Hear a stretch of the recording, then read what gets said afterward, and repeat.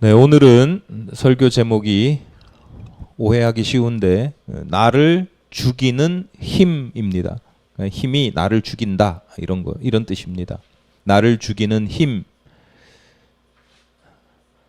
나를 죽이는 힘이라고 하는 제목으로 제때 넘기세요. 프리젠테이션. 나를 죽이는 힘이라고 하는 제목으로 말씀 나누겠습니다. 얼마 안 됐습니다. 지난 1월 말에 미국 플로리다에서 살인사건이 발생했습니다. 가해자는 40대 남성이고 피해자는 그 이웃인 50대 남성이었습니다. 두 사람이 평소에 친밀한 관계였는데 말싸움이 벌어졌어요. 사실 여부는 알 수 없지만 가해자가 하는 말이 저 피해자가 내 개를 괴롭혔다, 내 개를 다치게 했다라고 하는 이유였습니다. 화를 참지 못한 그 가해자가 그날 밤 피해자에게 찾아가서 8발의 총탄을 날립니다. 이후에 그 시신을 자신의 차량 트렁크에 숨겼다가 목격자가 신고하는 바람에 그 신고를 받고 온 경찰에게 체포되었습니다. 우리나라에서는 총기 사건이 흔하지 않죠.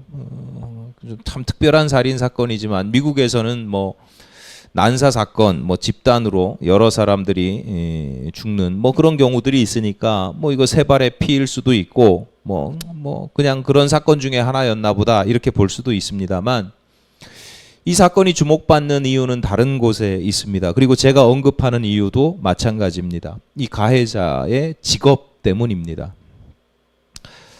가해자는 대학에서 심리학 석사 학위를 받았고요. 대학원에서 심리학 학사, 그리고 대학원에서 임상심리학 석사. 임상이라는 게 실제로 이제 임상인 거죠. 실제로 심리학 석사 학위를 가졌고요. 그래서 나름 심리 분야의 전문적인 소양을 가지고 있었습니다. 그래서 그 전문적인 소양을 가지고 뭘 했느냐? 양극성 장애 및 분노 조절을 포함한 정신 전문 치료사로 활동을 했습니다. 그러니까 결과적으로 어떤 거예요? 분노 조절 장애 치료사가 자신의 분노를 참지 못하고 조절하지 못하고 이웃을 각각 평소에 친분이 있는 가까이 지내던 사람을 죽인 겁니다. 분노가 왜 일어나는지, 또 그리고 분노를 어떻게 조절해야 하는지를 잘 알고 있습니다. 지식적으로 잘 알고 있고, 심지어 다른 사람에게 도움을 주고, 그냥 도움을 주는 정도가 아니라 그게 직업이라고 하는 건 뭐냐면 내가 그 도움에 돈을 받아도 될 만큼의 전문적인 도움인 거예요.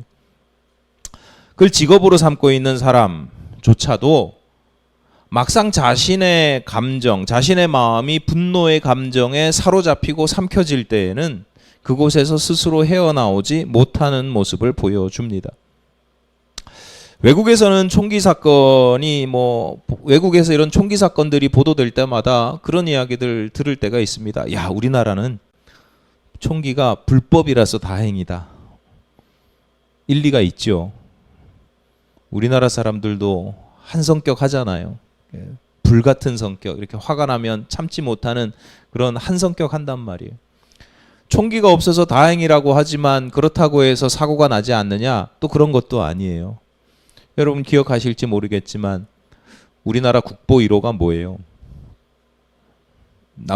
국보 1호 남대문이 불에 탄 사건도 결국은 분노를 참지 못해서 일어난 사건이고, 방화 사건 하면 또 떠오르는 대구 지하철 방화 사건으로 해서 정말 그건 어처구니 없는 일인데, 아무런 관련이 없는 무고한 사람들이 떼죽음을 당했던, 요즘 같으면 아마 그때 더 이슈가 되지, 그냥 슬픈 일로 끝나고 말았던 게 참 너무 어이가 없는데, 세월호 사건이나 이태원 사건 이후에 이런 일이 일어났으면 아마 이거 지금 난리가 나야 되는 사건인데, 어쨌거나 그런 일들, 정말 무고한 생명이 떼죽음을 당한 사건, 그 사건이 결국은 그 자신의 분노를 참지 못한 그런 일들 때문이었죠.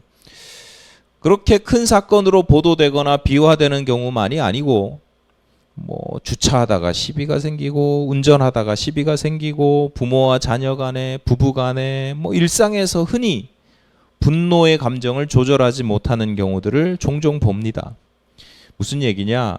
이게 특별한 사람들만의 문제가 아니라 누구나 잠재되어 있는 가능성이고 종종 이것이 발현되는 현상이라고 하는 겁니다. 뭐 성도라고 믿는 사람이라고 뭐 정확하게 데이터를 낼 수 있는 건 아니지만 아니기 때문에 알 수는 없지만 믿는 사람이라고 다르지 않습니다. 가끔 그런 생각이 들 때가 있어요. 내가 분노를 비롯한 여러 가지 각종 감정들을 조절하지 못하고 절제하지 못하고 있음에도 불구하고 그나마 큰 사고가 나지 않는 것이 하나님의 은혜로구나 이런 생각이 들 때가 있어요. 그러니까 그 정도로 성도들도 이 절제하지 못하는 감정 뭐 이런 것들이 있습니다. 개그우먼 이성미 씨 아시죠? 개그우먼 이성미 씨는 연예계에서 예수 믿는 사람으로 유명합니다. 오래전부터 예수를 믿었을 뿐만 아니라 아주 독실하고 주변 지인들을 잘 전도도 하고 신앙생활 잘 하는 사람이었습니다. 그런데 그분이 항상 그렇다고 해서 예수를 믿는다고 해서 늘 삶이 평온했던 건 아니에요. 그 인생에 여러 가지 어려움들, 뭐 질곡들을 겪잖아요. 우리가 살아가다 보면. 이분이 힘들고 어려울 때가 있었는데 캐나다에 이민 갔었을 때입니다. 힘들게 사는데 그 당시에는 스스로의 감정이 컨트롤이 안 되는 거예요. 특히 이제 부정적인 언어들이 조절을 하지 못했다는 거예요. 그래서 늘 부정적이고 공격적이고 저주스러운 말들을 토해냈습니다. 그런데 이게 때와 장소는 가렸을까요? 못 가렸을까요? 때와 장소는 가리죠. 그러니까 교회에 가서는 늘 신실하고 독실하고 고상한 척 했는데 이게 집에 돌아오면 집에서는 편하니까 집에 돌아오면 180도 달라지는 겁니다.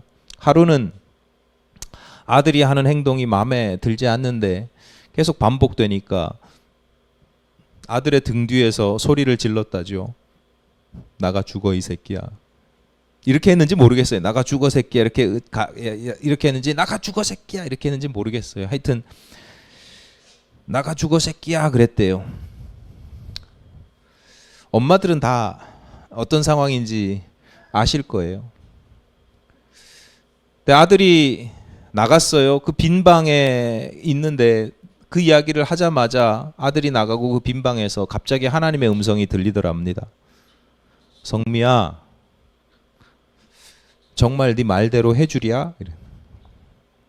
정말 네 말대로 해주랴? 심장이 덜컥 내려앉았다는 거죠. 그 자리에서 엎드려서 하나님께 회개하고 아들을 불러서 잘못을 빌고 용서를 구했답니다. 마음은 그런 게 아니잖아요. 마음은 그런 게 아닌데 누구보다도 사랑하는 아들이고 심지어 자기 생명과 바꿀 수 있다면 아들을 살리기 위해서 내 생명을 줘야 된다면 그것도 가능한 정도입니다. 그런데 그 사랑이 너무 크기 때문에 아이러니하게도 그 사랑이 너무 크기 때문에 그 감정과 그 말들이 조절이 되지 않는 겁니다. 그리고 그 조절되지 않는 감정과 말에 자식도 영향을 받고 자기 자신도 영향을 받습니다. 그래서 그 말들이 남들도 죽이고 조절되지 않는 말, 그 조절되지 않는 감정과 조절되지 않는 그 말이 자식도 죽이고 자신도 죽이게 되는 겁니다. 어떻게 해야 됩니까? 정답은 단순합니다. 조절해야죠. 뭐 조절해야 하는 수밖에 없습니다. 다스리는 수밖에 없어요. 창세기 4장에서 인류 최초의 살인 사건이 기록됩니다. 형 에서가 동생 아벨을 죽였습니다. 인류 최초의 살인 사건일 뿐만 아니라 이게 혈육 간의 살인 사건입니다. 타인이 아니고 남이 아니고 내 혈육 간의 살인 사건이에요. 신앙인인 우리에게는 또 하나의 충격적인 부분이 있는데 살인이 일어난 계기, 이유입니다. 두 사람이 하나님께 예배를 드렸는데 하나님께서 아벨과 그 제물은 받으셨지만 가인과 그 제물은 받지 않으셨기 때문이랍니다. 예배 때문에, 하나님께서 자신의 예배를 받지 않으셨기 때문에, 사실은 더 정확하게 말하면 하나님께서 차별하셨다고 느끼기 때문에, 내 예배는 안 받아주시는데 내 동생의 예배는 받아주셨기 때문에 그 분노를 이기지 못하고 살인을 자행합니다. 여러분, 우리가 이 이야기를 또는 이 성경의 말씀을 이렇게 평온할 때, 이런 상황에서 듣고 있을 때는 이게 말이 안 되는 내용이잖아요. 말도 안 되는 일이잖아요. 아무리 화가 난다고 어떻게 사람을 죽일 수 있으며, 아무리 화가 난다고 어떻게 자기 동생을 죽일 수 있습니까? 하나밖에 없는 자기 동생을 죽일 수 있습니까? 게다가 하나님께서 내 예배를 받지 않으시면 내 예배가 뭔가 잘못되었나라고 성찰해야 정상이지, 이거 예배를 잘 드린 사람을 죽이는 게 이건 말이 안 되는 거죠. 100번 생각해도 10,000번 생각해도 이게 이해할 수 없는 내용입니다. 그런데 여러분, 이런 이해할 수 없는 일들이 일어나요, 안 일어나요? 일어납니다. 이게 분노 조절 장애 치료사가 자기 분노를 참지 못하고 사람을 죽인다니까요. 사람이 일단 화가 나잖아요. 감정에 사로잡히잖아요. 그러면 이성적으로 생각을 못하든지 안 하든지 논리가 사라집니다. 옳고 그름을 판단하지 못하고, 그래 에라 너 죽고 나 죽자, 이렇게 되는 거죠. 2판 4판 뭐 이렇게 되는 겁니다. 가인과 아벨 사건을 기록하고 있는 창세기 4장 6절 7절에서 이렇게 말씀합니다.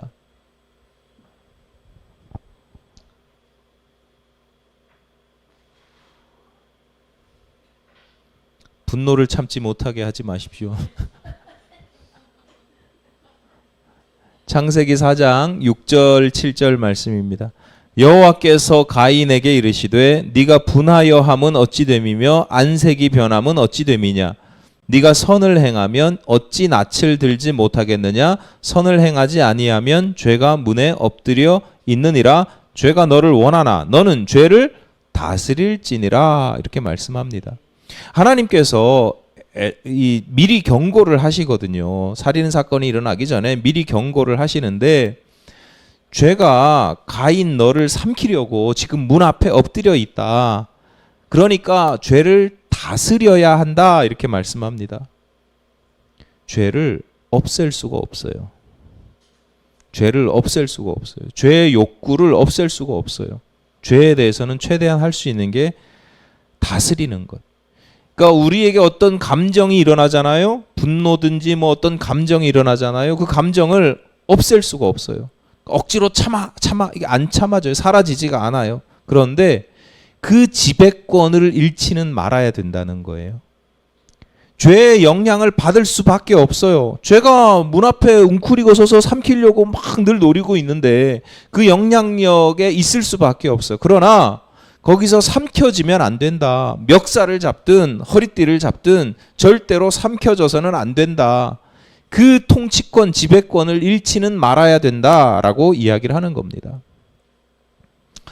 많은 사람들이 이거 안 되는 겁니다. 어렵습니다. 라고 이야기를 합니다. 맞죠? 쉽지 않습니다. 그래서 하나님께서 이렇게 경고하시는데도 가인이 아벨을 죽입니다. 경고를 안 들은 게 아니고 경고를 하시는데도 죽여요.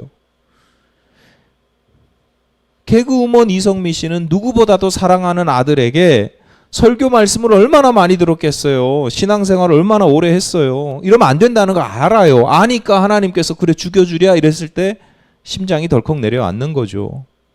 그런데 누구보다도 사랑하는 아들에게 저주의 말을, 누구에게도 할 수 없는 저주의 말을 날리고요. 분노 조절 치료사가 살인을 자행합니다. 어렵죠. 다스린다? 뭔가를 다스린다? 쉽지 않습니다. 그래서 불가능한 일인가? 어쩔 수 없는 일인가? 여러분, 우리가 가장 먼저 가져야 될 생각 중에 하나가 이런 겁니다. 어쩔 수 없어, 불가능해. 이런 생각을 여러분 가지시면 안 됩니다. 먼저 나는 안 돼, 어쩔 수 없어, 불가능해. 이런 변명과 핑계를 내려놓아야 합니다. 한때 화를 참지 못하는 사람들, 그래서 내가 화를 참지 못해서 이렇게 사고를 쳤어요 라고 하는 사람들이 자기를 변명하면서 뭐라고 이야기하느냐면 자신에게 분노 조절 장애가 있습니다, 이렇게 변명을 할 때가 많았어요. 제가 설교 준비를 하느라고 찾아보니까 분노 조절 장애라고 하는 표현은 그냥 사람들이 하는 대중적인 표현이고 정식 명칭은 간헐적 폭발 장애더라고요. 간헐적 폭발 장애. 어려워서 그냥 대중적인 표현으로 분노 조절 장애라고 하겠습니다. 실제로 분노 조절 장애가 있을까요, 없을까요? 있어요. 정확한 원인이 밝혀지진 않았는데 아마 호르몬 조절에 문제가 있을 것이다, 이렇게 추정을 하는데요. 후천적인 경우는 거의 없답니다. 후천적인 경우는 거의 없고 선천적인 경우가 대부분인데요. 그래서 이런 대부분의 선천적인 분노 조절 장애, 그 폭발적, 간헐적 폭발 장애를 가지면 정상적인 삶이 불가능하대요. 그러니까 평소의 삶이, 일상의 삶이 누가 봐도 무너져 있는 거예요. 그게 분노 조절 장애이고 간헐적 폭발 장애인 거예요. 근데 사람들이 나는 분노 조절 장애가 있어 라고 이야기를 하는데 평소에는 괜찮아. 평소에는 잘 살아. 나는 심기만 안 건드리면 나는 괜찮아. 참 좋은 사람인데 한번 화가 나면 참을 수가 없어. 그러니까 나 건드리지 마 라고 하는 건 적어도 분노 조절 장애는 아니라는 거예요. 핑계예요. 분노 조절 장애 치료사도 평소에 잘 살았고, 개그우먼 이성미 씨도 교회에서 고상하게 잘 조절을 했어요. 잘 살았고, 가인도 평소에 잘 살아갑니다. 적어도 분노 조절하는 데 있어서의 장애가 있는 건 아니라고 하는 겁니다. 뭐라고 번역을 해야 될지 모르겠는데 Beyond Scared Straight라고 하는 미국의 텔레비전 방송 프로그램이 있대요. 10대 청소년들이 범죄를 저지르면 그 범죄를 저지른 청소년들을 실제 감옥에 보내서 하룻밤을, 실제 죄수들, 복역하는 죄수들하고 하룻밤을 지내게 합니다. 한 흑인 소년이 자기 어머니에게 폭력을 휘두르고, 그리고 아무도 나는 무서운 게 없다, 무서워하지 않는다, 그 이유가 분노 조절 장애 때문이다 라고 변명하면서 허세를 부리는 걸 감옥에다 집어넣은 거예요. 막상 거구에 막 그 범죄자들이 막 이렇게 위협하는 말들을 하고 하니까 질질 짜면서 비굴하게 자신의 잘못을 비는 그 모습을 방송에서 보여줬어요. 그래서 사람들이 비웃는 겁니다.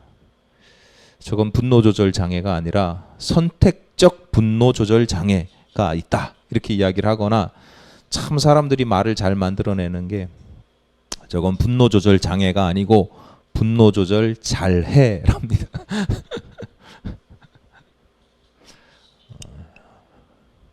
만만하면 분노가 터졌다가 상대방이 만만하지 않으면 분노가 조절이 되는 분노 조절 잘해라는 거죠. 여러분 이런 경우들 많잖아요. 최근에도 인터넷에서 봤는데 운전 중에 시비가 붙었는데 상대방 차가 경차예요. 근데 경차에서 거구가 내리니까 아이고 깨갱하면서 이렇게 나가는. 경차를 볼 때는 분노가 치밀었는데 거기서 나오는 거구를 보고는 실제로 장애가 있는 경우는요 조절이 안 됩니다. 말 그대로 병입니다. 그래서 병인 거예요. 조절이 안 되니까 병이에요. 나보다 강한 사람들에게 그래서 달려듭니다. 상대방이 칼을 들고 있어도, 상대방이 10명을 죽인 살인자라고 해도 그냥 달려들어요. 그게 장애예요. 그게 병이에요. 조절이 안 되는 거죠. 근데 대부분의 경우는요 병이 아닙니다. 장애가 아닙니다. 대부분의 경우는 조절할 수 있습니다. 심지어 상황에 따라서 잘 조절합니다. 조절할 수 있는데 조절을 안 하는 거죠. 할 수 있는데 안 해요. 왜? 중요한 이유가 있습니다. 나에게 힘이 있거든요. 내가 힘이 있다고 여기기 때문이거든요. 요즘 젊은이들 표현으로 하면 강약, 약강입니다. 강한 자 앞에서는 약하고 약한 자 앞에서는 강한 겁니다. 오늘 설교의 중요한 키워드가 조절입니다. 조절. 많은 사람들이 내가 어떤 상황이 되면 내 감정을 조절하기가 참 힘들어요, 이렇게 이야기를 합니다. 맞죠? 그런 경우들이 많습니다. 또 성도들 중에는 내가 죄를 짓고 싶지 않은데 이거를 좀 금하고 싶은데, 이제 멈추고 싶은데, 이제 벗어나고 싶은데 죄에 대한 욕구를 조절하기가 쉽지 않습니다. 이 중독에서 벗어나고 싶은데 조절이 안 됩니다. 맞습니다. 그런 경우도 많습니다. 그런데요, 정작 우리가 조절이 안 되는 것 참 심각하고, 이 모든 조절이 안 되는 원인이 되는 것 중에 하나가 뭐냐면 힘이에요. 힘. 내가 실제로는 뭘 조절을 못하냐면 내가 가지고 있는 힘을 조절하지 못하는 경우가 대부분이에요. 감정이든 죄의 욕구든 그게 그걸 조절하지 못하는 건 결과고, 그보다 근본적인 원인은 다 그런 건 아니지만 대부분의 경우는 내가 가지고 있는 힘을 조절하지 못하는 경우가 대부분이에요. 세속적으로 보면요, 강약, 약강의 태도가 힘을 잘 조절하는 거라고 볼 수 있습니다. 그렇잖아요. 강한 사람 앞에서 약하게, 비굴하게, 또 약한 사람 앞에서 의시되는 것, 그게 세속적으로 보면 힘을 잘 조절하는 것이고 성공으로 이끄는 처세술이라고 볼 수도 있습니다. 요즘 총선 앞두고 정치판 이렇게 매 뉴스 나오잖아요. 정치판의 모습이 그런 거 아닙니까? 공천받기 위해서 줄을 서는 모습 또는 줄을 세우는 모습이 너무너무 선명하게 드러나잖아요. 이 사람의 가치관이 얼마나 옳은지 그른지, 이 사람이 그동안의 정책적 능력이 얼마나, 이 사람이 이렇게 세워내는 정책이 얼마나 좋은지 나쁜지, 이 사람의 능력이 얼마나 있는지 많은지 적은지, 이런 걸 따지는 게 아니라 힘을 기준으로, 네 편 내 편 나눠서 힘을 기준으로 줄을 세우잖아요. 이게 정치와 권력의 속성이긴 합니다만, 목회자 입장에서는 이렇게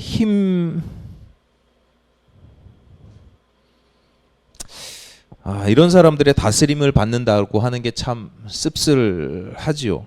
근데 더 씁쓸한 건 뭐냐면, 더 안타까운 건 뭐냐면, 이런 가치관, 이런 세계관, 이런 처세술, 그러니까 강약 약강, 힘 세면 그 아래 조아렸다가 나보다 힘 약하면 그냥 마음대로 하고, 이런 세계관, 이런 가치관, 이런 처세술, 이런 것들이 이런 식이 되면 보통 사람들이 살아가는, 그들만의 문제가 아니라 보통 사람들이 살아가는 세상에서 이게 보편적인 가치가 된다라고 하는 게 너무 안타까운 거죠. 이 왜 안타깝냐? 그런 모습이 나쁘기도 바람직하지 않기도 하지만 길게 보면 이게 결국 자신을 망가뜨리고 사회를 공멸의 길로 인도하는 거거든요. 당장에는 내가 힘이 이게 강약 약강의 모습을 보이는 게 당장에는 내가 잘 살아가는 것처럼 보여요. 성공하는 것처럼 보여요. 근데 전체적으로 그 사회를 부패하게 만들고 망가뜨리고 결국은 망가지는 거예요. 그래서 신앙적으로 보면 그런 것들이 결국 죄로 인도하고 사망의 열매를 맺게 만드는 겁니다. 그러니까 성도들은 내 감정을 잘 조절해야지, 그럼 필요합니다. 내 죄의 욕구를 다스려야지, 필요합니다. 근데 현실적으로요, 내가 가진 힘을 좀 잘 다스리려고 애쓰고 노력을 해야 됩니다.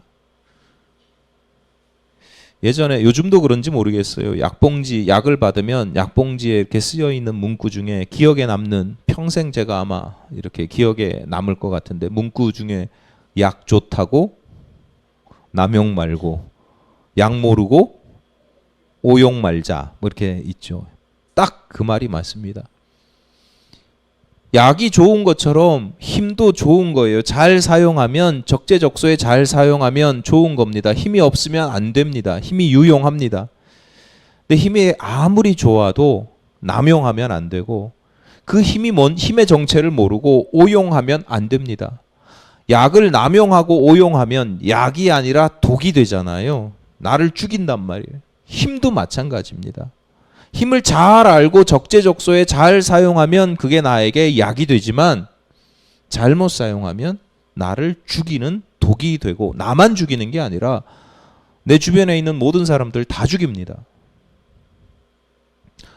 오늘 본문의 내용은 유명한 사건입니다. 다윗의 성범죄 사건을 기록합니다. 사람들마다 약간씩 다른 해석들도 있습니다. 심지어 이렇게도 해석을 합니다. 밧세바가 결국은 다윗의 왕비가 되고 다윗의 뒤를 이어서 왕이 되는 솔로몬의 어머니가 되기 때문에 의도적으로 다윗을 유혹했다, 이렇게 해석을 하는 경우도 있습니다. 상상과 해석은 자유롭게 할 수 있고 그에 따른 나름의 교훈을 얻을 수도 있으나, 성경이 말씀하시는 핵심 주제를 외치거나 외면하지 않도록, 그러니까 핵심 주제를 놓치거나 외면하지 않도록 주의해야 됩니다. 본문의 사건의 내용이 성적인 사건을 다루다 보니까 이게 오늘날 현대인들이 이 사건을 읽으면서 굉장히 자극적이고 선정적인 이슈로만 해석하기가 쉽습니다. 그러니까 앞서 말씀드린 것처럼 밧세바가 유혹을 했다거나, 또는 밧세바가 유혹을 했다거나 밧세바가 여인으로서의 처신이 잘못되었다, 부주의했다, 그런 식으로 다윗의 편을 들고 다윗을 변호하기도 합니다. 다윗은 위대해야 된다라는 생각을 가지고 있는 것 같아요. 반대의 경우도 마찬가지죠. 다윗이 행한 일련의 모든 범죄들을 그냥 단순히 성적인 유혹에 취약했기 때문이다, 이렇게만 보는 거, 그런 것도 마찬가지예요. 성경이 말씀하시는 핵심 주제는 살짝 그 결이 다릅니다. 범죄한 다윗에게, 잘 들으세요. 범죄한 다윗에게 하나님께서 선지자 나단을 보내십니다. 하나님의 명령을 받은 선지자 나단이 다윗의 죄를 지적하고 그리고 하나님의 심판을 예고하는데요. 심판을 예고하면서, 왜 너는 하나님께서 명령하신 10계명 중에 제 7계명 간음하지 말라고 하는 7계명을 어겼느냐라고 따지지 않습니다. 나단은 너 왜 간음하지 말라고 했는데 간음했어? 이렇게 따지지 않아요. 사무엘하 12장 9절입니다. 9절이요.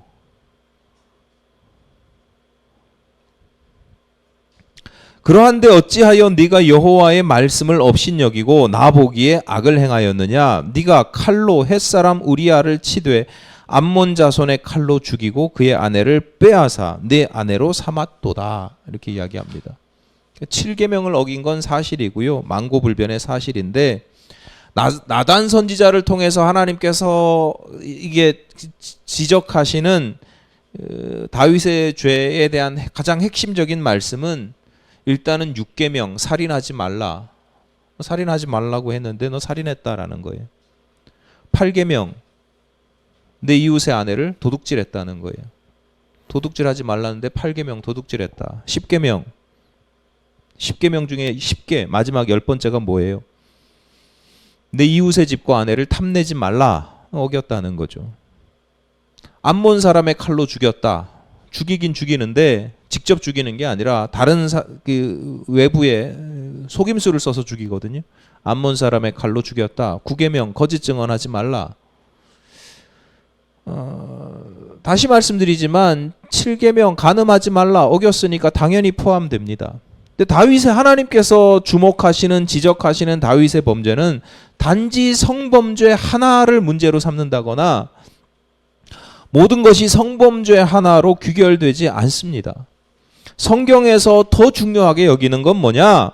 힘이 있는 다윗이 힘이 없는 우리아의 것을 빼앗았다라는 거예요. 그래서 이제 제가 길어질까봐 말씀을 안 드리지만 나단 선지자가 먼저 예화를 하나 들거든요. 그 내용이 그런 겁니다. 사무엘하 12장 8절입니다.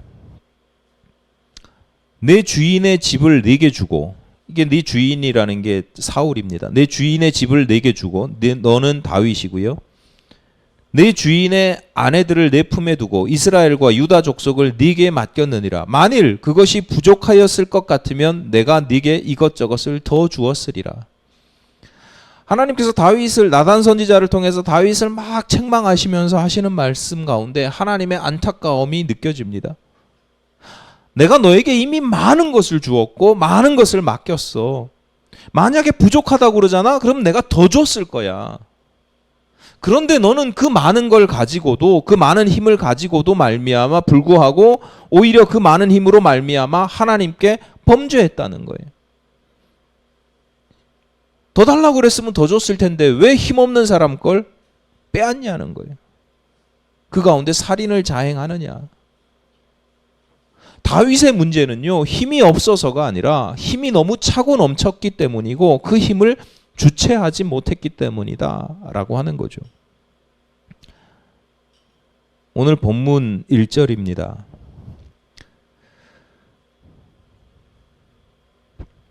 그 해가 돌아와, 없어요. 그 해가 돌아와 왕들이 출전할 때가 되매 다윗이 요압과 그에게 있는 그의 부하들과 온 이스라엘 군대를 보내니 그들이 암몬 자손을 멸하고 랍바를 에워쌌고 다윗은 예루살렘에 그대로 있더라. 왕들이 출전할 때가 되었다. 왕들이 출전할 때는요, 고대 사회에서 왕들이 출전할 때는 추수를 마치고 전쟁을 할 때입니다. 추수를 다 마쳤잖아요. 이제 그 다음에는 전쟁을 해서 서로 추수한 걸 뺏는 거예요. 그러니까 힘이 없으면 뺏기고 힘이 있으면 빼앗는 세상입니다.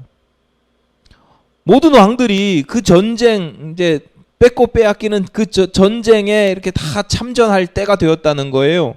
그런데 다윗은 얼마나 힘이 셌는지 직접 참전하지 않았다는 거예요. 참전하지 않고 부하들만 보내도 됐다.